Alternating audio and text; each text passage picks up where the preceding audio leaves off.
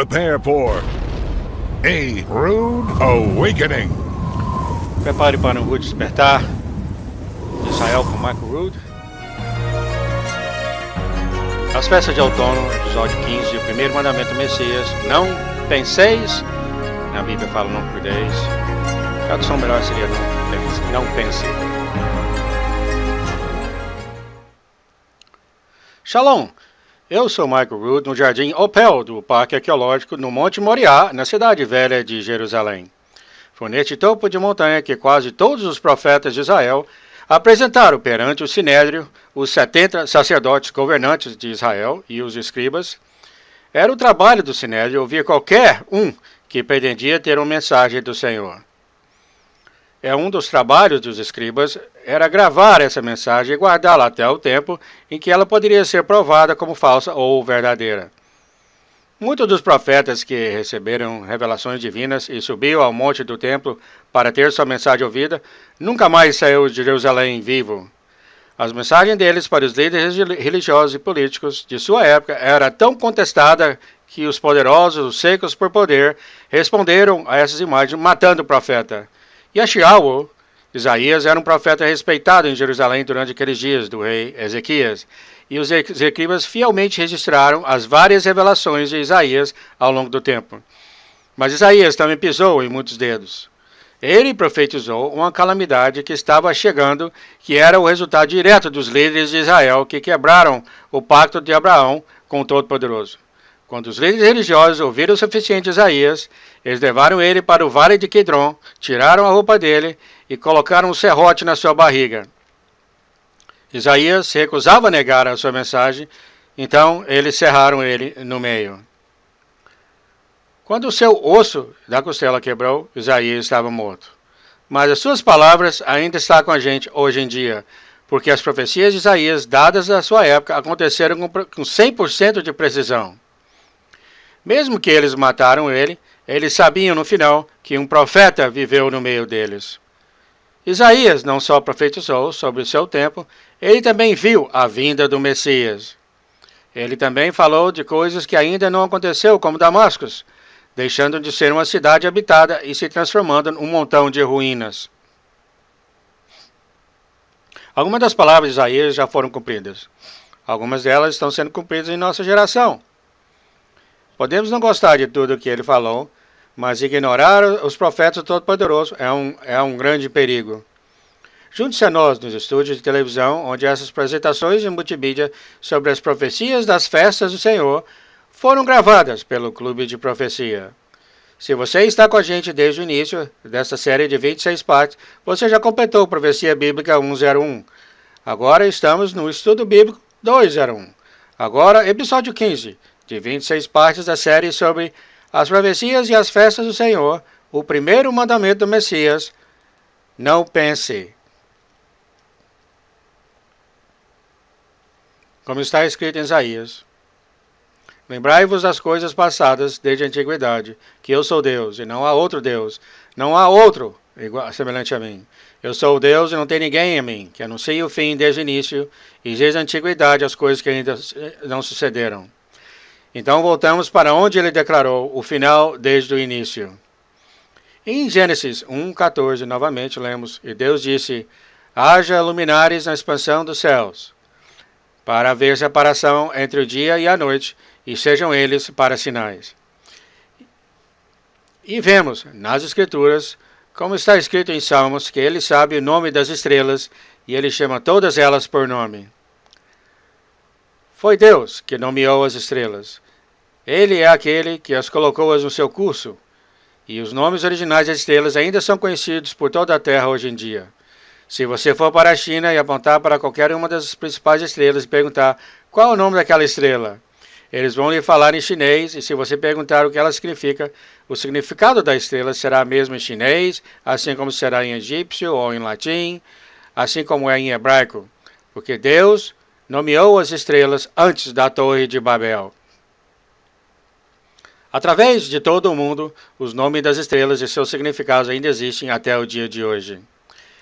E como dizem as Escrituras, os céus declaram a glória de Deus. Os céus não falam nada de sua vida pessoal. Eles falam do plano de Deus de redenção e ele colocou a sua testemunha nas estrelas, e é assim que os patriarcas, centenas de anos antes da Torá, escreveram. Eles foram capazes de falar aos seus filhos e passar de geração em geração, porque a história está nas estrelas, e o nome das estrelas foram passados de geração em geração, e elas permanecem com a gente hoje em dia. O terceiro firmamento mostra as obras de sua mão. Vemos que no céu há uma constelação, como falamos antes, que é a constelação chamada Betula. Betula significa virgem. Em latim, ela é chamada de Virgo, que significa virgem. É a mesma coisa.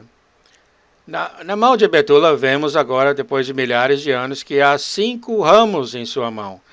Agora, por que há 5 ramos desenhados na sua mão de Betula? Em sua mão não há 5 estrelas.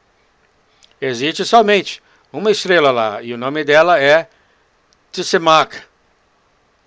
Porque há 5 anos, a palavra Semak, em hebraico, significa o ramo.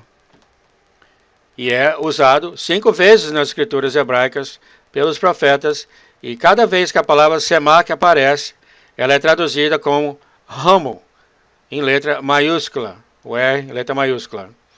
Porque todo mundo sabia, tanto o judeu, o rabino, como os tradutores da Bíblia, sabia que Semak, o ramo justo, se refere ao Messias, que seria o justo herdeiro da mulher.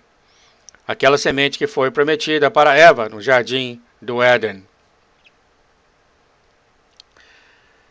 Vemos que todas as vezes que os profetas falam de Semak, está em letras maiúsculas. Como se diz em Jeremias 23, 5. Eis que vem dias, diz o Senhor, em que levantarei Davi, rei de Israel, um renovo, Semak, justo e sendo rei, reinará e agirá sabiamente, e praticará o juízo e a justa na terra. Semak, renovo. Vemos que a razão que nós temos 5 Semaks é que todos eles se referem ao Messias, e porque todos eles são relacionados aos 5 evangelhos do Novo Testamento. Vemos em Mateus, ele é o Semak, o ramo justo, que é o rei, e fala do rei do céu, descrevendo as regras do reino do céu. E Marcos mostra o ramo justo como um servo, e não dá nenhum tipo de história da família dele. Marcos só mostra ele atarefado, fazendo as coisas, mostra ele servindo, agindo, vivendo, trabalhando, acertando as coisas, e este é o evangelho mais curto. Em Lucas, o ramo justo é o filho do homem. O filho do homem está escrito em todo o lugar no evangelho de Lucas. Em João, ele é o ramo justo que é o sacrifício expiatório, o filho de Deus. No quinto evangelho, o evangelho de Apocalipse, sim, o evangelho significa boas notícias. E Apocalipse significa boas notícias para aqueles que amam a sua presença. Ele é o ramo justo que é o juiz. Então aqui você tem os 5 Semaks, e como ele foi falado, descrito no Novo Testamento. Mas do mesmo jeito que Jeremias fala do ramo justo, um rei que irá reinar e prosperar, no quinto evangelho, no quinto capítulo do evangelho de Mateus, as boas notícias de Mateus. Nós começamos vendo o reino do céu, definido as leis do reino do céu. E vemos nesse evangelho o nascimento deste rei justo. E vemos no livro de Apocalipse, que falamos antes de que havia um grande sinal no céu, uma mulher chamada Betula, vestida com o sol, e a lua nova sob seus pés, e acima de sua cabeça uma coroa de 12 estrelas, e ela estava grávida com dores e prestes para dar à luz. Ela acabou dando à luz a um menino que iria governar todas as nações com a vara de ferro. Quando os primeiros raios de luz apareceram debaixo dos pés de Betula, em Teshire 1, 3:999, isso é quando a estrela Hamalek, que é a estrela rei, que está entre os pés do leão da tribo de Judá, Ariel, o leão da tribo de Judá, que é a constelação. Entre os pés de Judá, nesse leão, há uma estrela que é chamada Hamalek, ou o rei. E foi nesse exato momento, assim que os raios da lua nova apareceram sobre os pés de Betula, em Trixe 1 do dia de trombetas, quando os anúncios foram feitos nos céus, assim como na terra, e quando o planeta Júpiter, que em hebraico significa Hatzedek, que significa justo, entrou em conjunção com o rei e anunciou o nascimento do rei justo, o leão da tribo de Judá, o sinal de que os astrônomos caldeus procuraram nos céus por 500 anos, desde o tempo de Daniel, que iria anunciar o nascimento do Rei Justo. Em Mateus, capítulo 5, vemos quando ele começou o seu mistério. Aqui diz: E Jesus, vendo da multitude, subiu a um monte, e assentando-se se aproximaram deles os seus discípulos, e abrindo a sua boca os ensinava, dizendo... Então aqui você vê uma situação bem parecida do que aconteceu com Moisés. Moisés viu uma sarça ardente e Moisés teve de virar de lado para ir para as montanhas. E em seguida, quando o Senhor falou com ele da sarça. E foi quando ele viu a multidão, quando Yeshua subiu na montanha e seus discípulos, aqueles que queriam ouvir ele, seguiram de lado para a montanha onde ele estava. Então ele abriu a boca e falou para eles: Bem-aventurados os pobres de espírito, porque deles é o reino dos céus. Ele começa com o reino do céu, definindo a regra do reino dos céus. Depois ele continuou falando: Bem-aventurados os que têm fome e sede de justiça, porque eles serão fartos. A palavra farto, em grego, significa ficar cheio, até acabar a fome. Se você tem tanta fome de justiça e verdade, não precisa muito para te encher.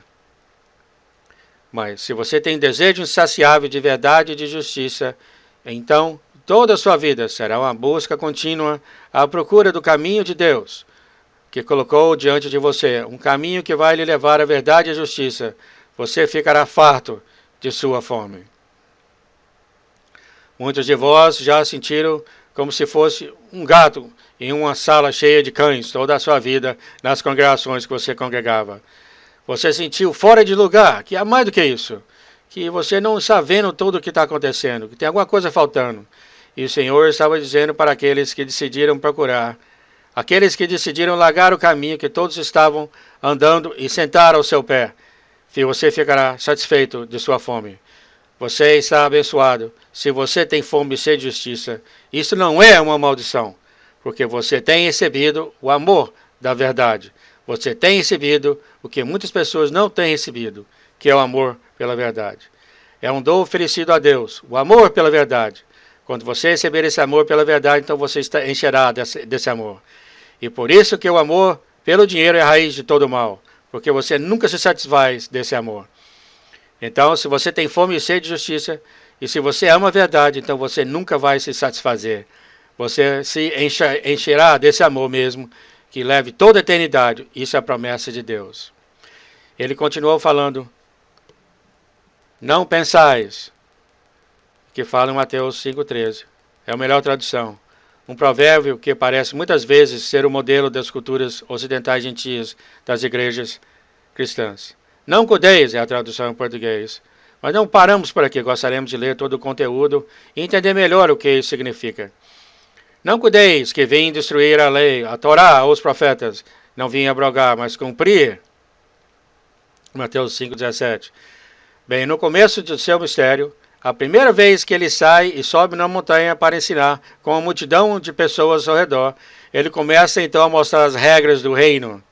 Ele está abrindo a sua boca e está explicando para eles, encorajando eles. Depois ele começa desde o começo e ele fala: Não pense em nenhum momento, não interessa o que você ouve, não interessa o que acontece, eu não vim aqui para destruir a Torá e os profetas. Eu não vim para destruir a Torá ou os profetas.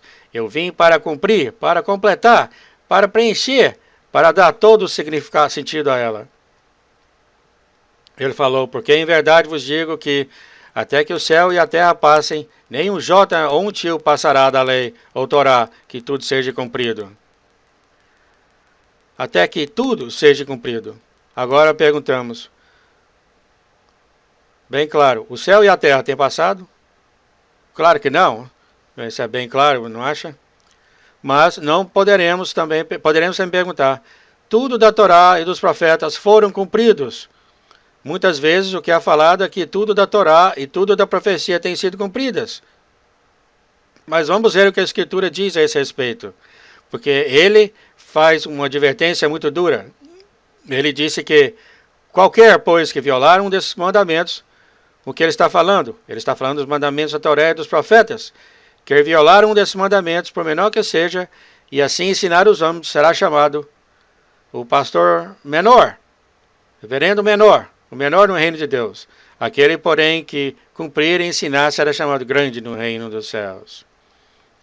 Você certamente não será chamado grande no planeta Terra, mas você vai ter que esperar para que alguém possa te chamar de grande em qualquer lugar. Mas mesmo assim, vemos aqui que a Torá e os profetas foram cumpridos ou não?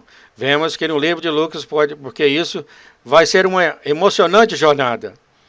Porque vemos que depois que Yeshua estava lá no deserto para ser tentado e vencer o diabo, então ele saiu do deserto e fala aqui que sua fama de Jesus e Yeshua se espalhou por toda a região, enquanto ele ensinava na sinagoga, sendo homenageado por todas as pessoas. Qual era essa fama? Enquanto ele andava nas sinagogas e quando ele abria a Torá para eles, tudo ele é falado e entendido entre os judeus. Mas é claro que havia discussão e desacordo na Bíblia das interpretações das Escrituras.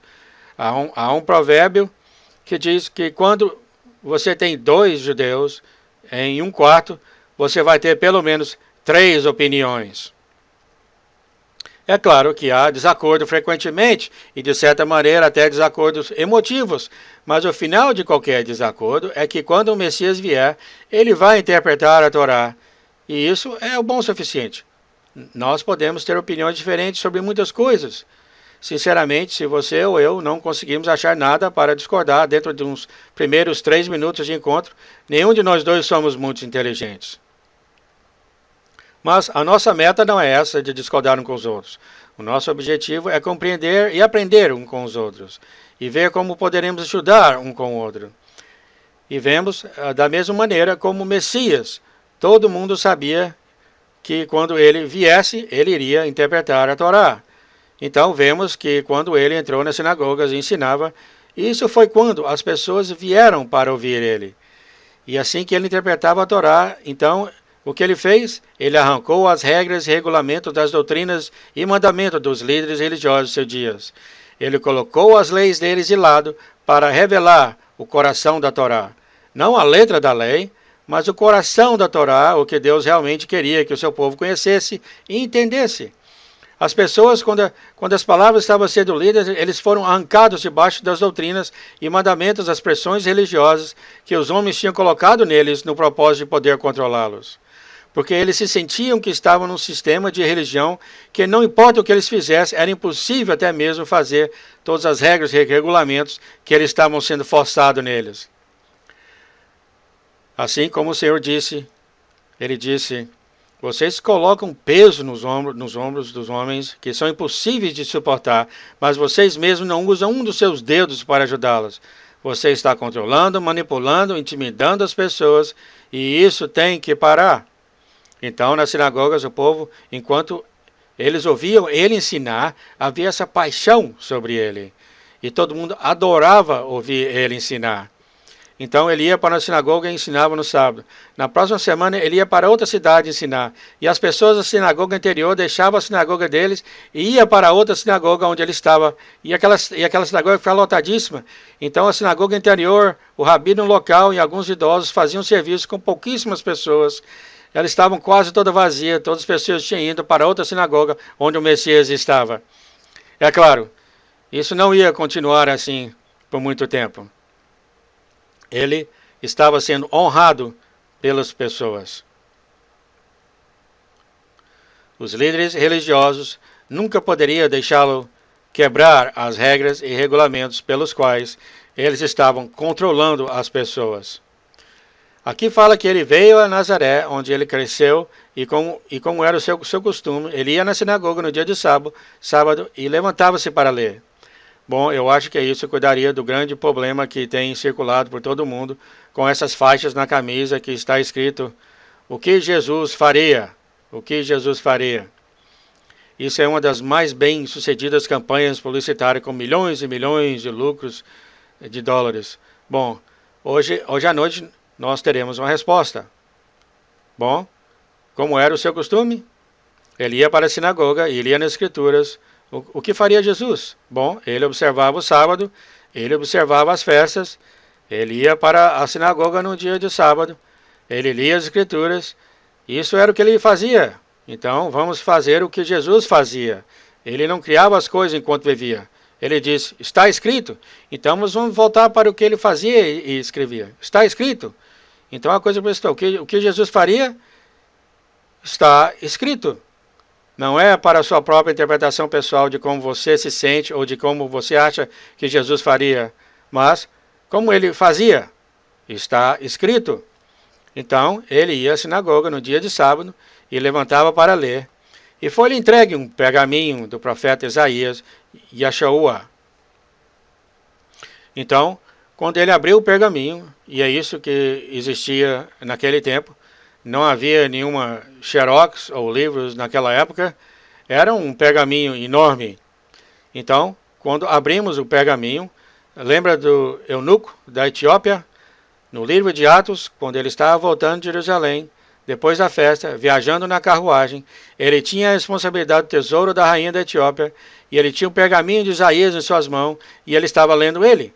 Bom, o pergaminho de Isaías custaria agora como uns $50.000. Isso é o que custaria por esse pergaminho. Mas naquele tempo seria o salário de um homem rico por um ano. Pouquíssimas pessoas tinham o pergaminho de Isaías. Mas, nessa sinagoga onde ele entrou, o pergaminho foi dado para ele, o pergaminho de Isaías, e achou arro.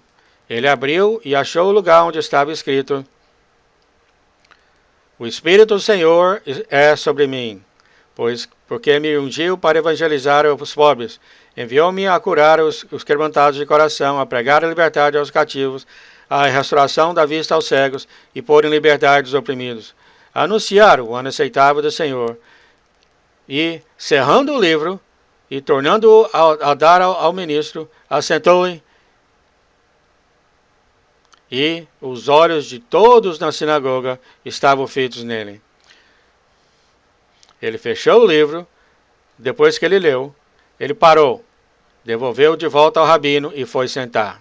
E todo mundo estava totalmente grudado nele, esperando as suas próximas palavras. Aí ele falou: Hoje se cumpriu essa escritura em vossos ouvidos. Agora, para entender por que isso era tão importante e por que ele fez isso, vamos para o livro de Isaías, onde isso está escrito. Vamos para lá.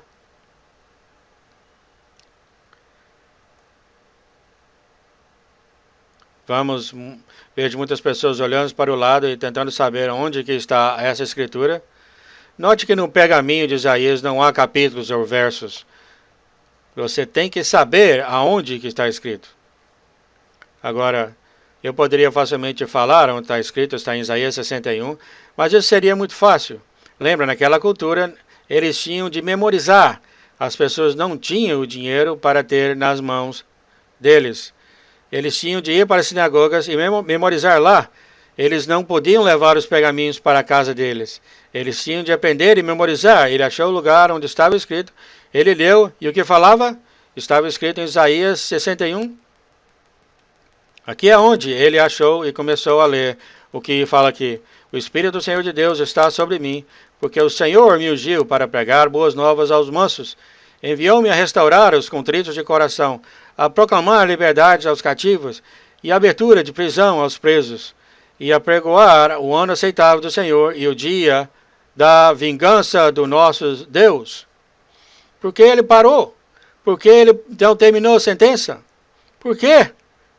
Porque o Senhor não veio na primeira vez para pregar a vingança do nosso Senhor. Ele não veio como juiz. Ele não veio como Messias conquistador, que governará todas as nações com a vara de ferro, depois de destruir os governos dos homens e instalar o seu próprio reino. Ele fechou o livro, ele fechou o pergaminho, e ele não veio para cumprir essa parte da Torá e dos profetas. A metade da Torá e a metade dos profetas, sim, uma metade das festas do Senhor fala do retorno do Messias como servo sofredor, o sacrifício expiatório. A outra metade da Torá, e a outra metade dos profetas, e a outra metade das festas do Senhor, falam do Messias como o rei governante do mundo, governando como uma vara de ferro em justiça. Toda a terra e os profetas foram, toda a Torá e o profeta foram cumpridos? Não, somente nunca lemos a Torá e os profetas, porque a metade da Torá e o profeta, sim, metade tem sido cumprida. O Messias veio como um servo sofredor, mas é o Messias como um reinante conquistador? Já aconteceu? O que ele falou? Nem uma jota ou um tio passará até que tudo seja cumprido. Precisamos realmente ouvir o que o Senhor tem a nos falar. O trabalho de um profeta não é de prever o futuro. O trabalho de um profeta é levar o povo de Deus de volta às instruções dadas por intermédio de Moisés e diz-lhes para voltar para dentro da cerca de proteção da Torá. A Torá é a base de toda a Escritura. Se não entendemos os planos de Deus que são revelados na Torá, podemos confundir as Escrituras por toda a vida inteira. Convidamos você a se juntar a nós novamente na próxima vez para o episódio 16 de uma série de 26 partes sobre as profecias e as festas do Senhor. Graça, uma licença para violar a Torá? Deus proíbe. Eu sou Michael Rood, em Jerusalém, desejando-lhe Shalom, paz. E eu vejo vocês quando a fumaça sumir.